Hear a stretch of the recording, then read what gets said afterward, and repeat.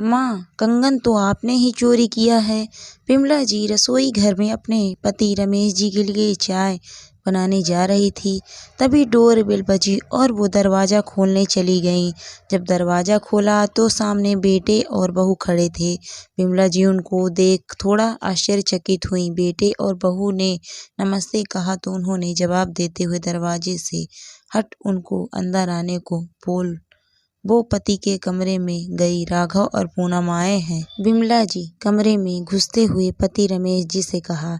रमेश जी ने अखबार चेहरे से हटाकर पत्नी की तरफ देखा और थोड़ा गुस्से से पूछा, वो लोग क्यों आए हैं? उनका क्या है यहाँ? थोड़ी तल्खी से बोले, आता हूँ बाहर। क्यों गुस्सा हो रहे? जाने दें। आपका बेटे बहू और अभी आगे पति से कुछ कहती कि रमेश जी ने टोक दिया। बस करो विमला, कितना सब्र करोगी? कभी तो जुबान से कुछ कह दिया करो। किस मिट्टी की बनी हो? रमेश जी बाहर आए तो ड्राइंग रूम में राघव और पूनम उनके बेटा और बहू बैठे हुए थे। पिता को देखते ही दोनों उठे और पांव छूने के लिए झुके। ठीक है, बैठो, कहते हुए रमेश जी एक सोफे पर बैठ गए। विमला जी किचन की तरफ चल दी। जब तक विमला जी चाय और कुछ खाने पीने लेने नहीं आई तब तक कमरे में गहन चुप्पी छाई रही। विमला जी ने ही पूछा, और सब ठीक है? आज 5 साल के बाद हमारी याद कैसे आ गई? राघव ने पहले माँ की तरफ देखा, फिर पापा की तरफ देखा और बोला, याद तो मम्मा बहुत दिनों से आ रही थी पर हिम्मत आज ही कर पाए हैं आपके सामने आने की। और राघव अचानक उठकर पापा के पास गया और उनके पैर पकड़कर बिलख उठा। पूनम ने मुंह नीचे कर लिया। उसकी भी आंखों में नमी थी। रमेश जी ने कुछ नहीं कहा। विमला जी की आंखों में आश्चर्य था। कुछ पूछते कि राघव की आवाज़ आई, पापा थैंक यू।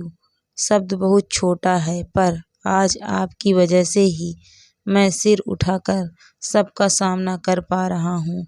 अगर आपने वक्त पर हमारी सहायता ना की होती, 35 लाख ना दिए होते तो पापा आज मैं जेल में होता। विमला जी ने चौंक कर पति की तरफ देखा। 35 लाख? कब दिए? क्यों दिए? ये मुझे नहीं पता और आपने मुझे बताया भी नहीं। अब आश्चर्यचकित होने की बारी राघव और पूनम की थी।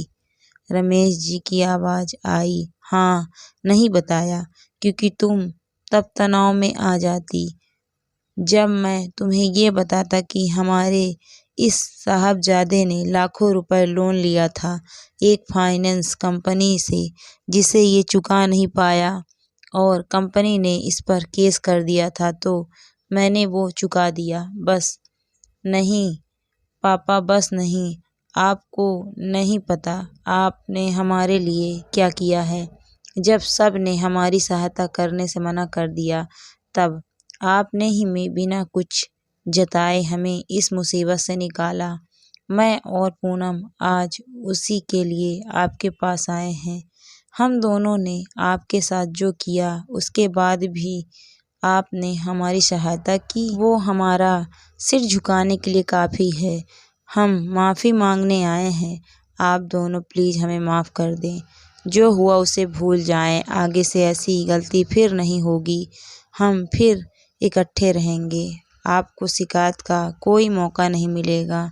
हम रमेश जी ने हाथ उठाकर राघव को इशारा किया।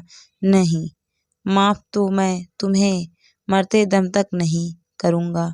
तुमने मुझे कुछ कहा होता तो शायद मैं सह भी लेता, पर तुमने और तुम्हारी बीवी ने अपनी इस माँ पर सोने के कंगन की चोरी का इल्ज़ाम ही लगा दिया।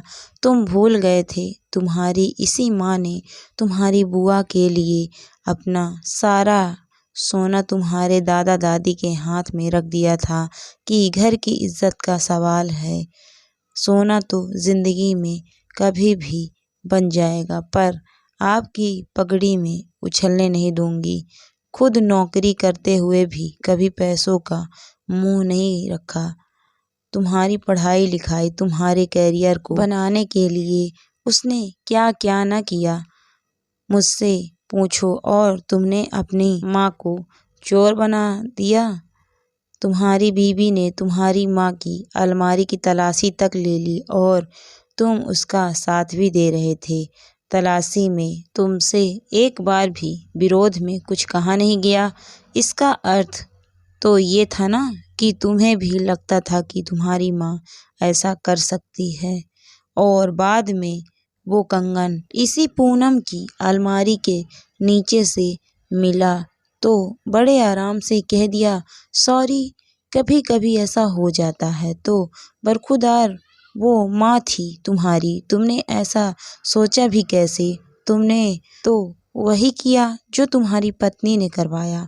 तुम्हारी पत्नी तो किसी और के पेट की थी, लेकिन तुम तो हमारे अपने थे ना।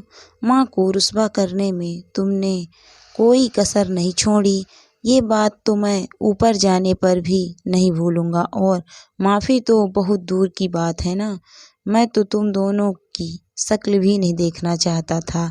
साथ रहना तो भूल ही जाओ। आज मुझे मेरा ईश्वर भी आकर कहेगा ना कि इन्हें माफ़ कर दो, तो मैं उसे भी मना कर दूंगा। इस देवी का अपमान मेरे स्वाभिमान पर एक चोट है। वो सहायता भी इसीलिए की थी कि अगर तुम्हारे जेल जाने की खबर इसे मिलती तो ये उसी दिन ऊपर चली जाती, और मैं इसे खोना नहीं चाहता। तो वो सब मैंने तुम्हारे लिए नहीं, अपने लिए किया है। हाँ, अगर तुम्हारी माँ तुमसे मिलना जुलना चाहती है, तुमसे रिश्ता रखना चाहती है, तो ना मैंने पहले मना किया था ना अब करूँगा। फैसला उसका है, कोई दबाव नहीं है। पर मुझसे तो तुम दोबारा जुड़ने की उम्मीद भी मत रखना। कहते हुए रमेश जी उठकर घर से बाहर ही निकल गए। राघव ने माँ की तरफ देखा तो विमला जी बोल उठी, बेटा, शायद तुम्हें ये बात अभी नहीं समझ आएगी, पर जब तुम खुद बाप बनोगे तब समझोगे कि औलाद का एक गलत कदम ही माँ बाप को तोड़ने के लिए काफ़ी होता है। माँ बाप तो अपने ही होते हैं, बस औलाद ही बदल जाती है।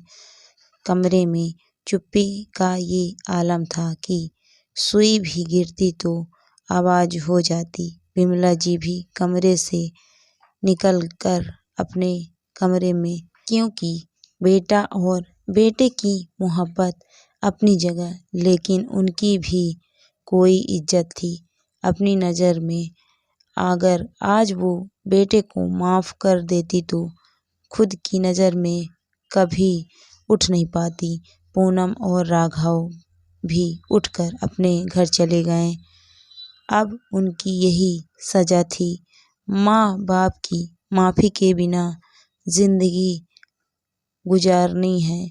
बच्चों को अपने माँ बाप को कुछ कहते हुए सोचना चाहिए। जो माँ हमें हर धूप छाँव से बचाती है, हमें उसको चोर कैसे बना सकते हैं? हमें खुद से शर्म आनी चाहिए। कैसे हम अपने माँ को ऐसा बोल सकते हैं? हम बच्चों को थोड़ा सोचना समझना चाहिए कुछ कहते हुए। माँ बाप तो वो हस्ती हैं जो कभी अपने बच्चों का बुरा नहीं चाहते, तो हम बच्चे कैसे माँ बाप के लिए अपशब्द इस्तेमाल कर लेते हैं। Thank you for watching my video.